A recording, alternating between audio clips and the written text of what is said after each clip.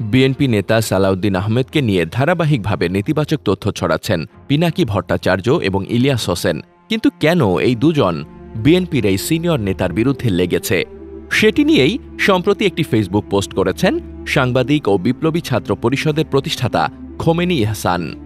পিনাকি এবং ইলিয়াসকে নিয়ে কি বলেছেন খোমেনি, সেটি থাকছে আমাদের আজকের এই আয়োজনে। রাজনৈতিক অঙ্গনের নানান ইতিহাস ও তথ্য পেতে আমাদের চ্যানেলটি সাবস্ক্রাইব করে বেল বাটনটি প্রেস করে রাখুন। পিনাকি থেকে ইলিয়াস কিন্তু ধরা এমনি এমনি খায়নি।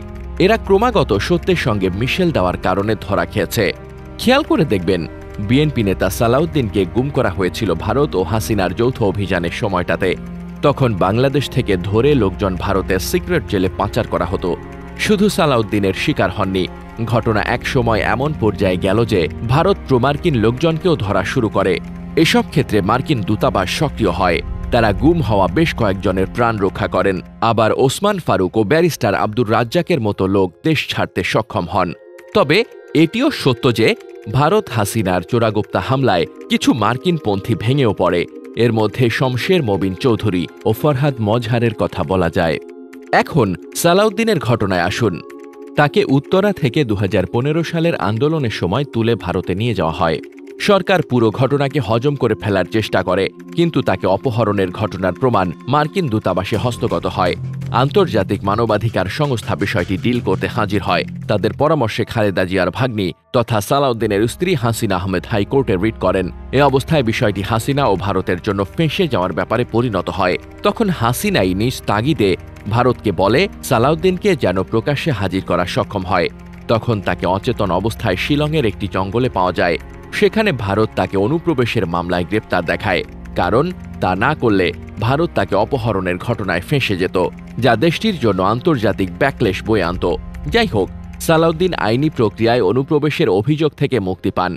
তবে তার জন্য শিলং শহর ছাড়ার অনুমতি ছিল না।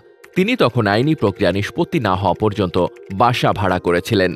তার এই থাকার ঘটনা ছিল প্রকাশ্য, এটি কোনো গোপন ব্যাপার ছিল না। পিনাকিরা সালাউদ্দিনের গুম, ভারতে নিয়ে যাওয়া ও দেশে ফেরত আসা নিয়ে বিভ্রান্তি তৈরি করলেও এটি জানা দরকার যে সালাউদ্দিনের পাসপোর্ট জটিলতা ছিল, যেমনটি ছিল শহীদ নিজামীর ছেলে নাদিমের বেলায়।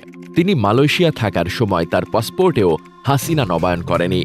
আর সালাউদ্দিনের সম্পৃক্ত লোকদের মনে করিয়ে দেই, একজন বিখ্যাত ভারত বিরোধীর সঙ্গে ভারতের টাটা গ্রুপের ভালো সম্পর্ক ছিল এবং হেফাজতের শীর্ষ নেতাদের ঘনিষ্ঠ ভারতীয় মৌলভীদের সঙ্গেও ভারতের ডিপ স্টেটের ঐতিহাসিক সম্পর্ক আছে। কিন্তু এসবের কোনো কিছুই প্রমাণ করে না তারা রয়ের এজেন্ট। যেমন ইলিয়াস এখন পিনাকিকে দিয়ে ব্যবহৃত হলেও সে নিজে রয়ের কিছু নয়।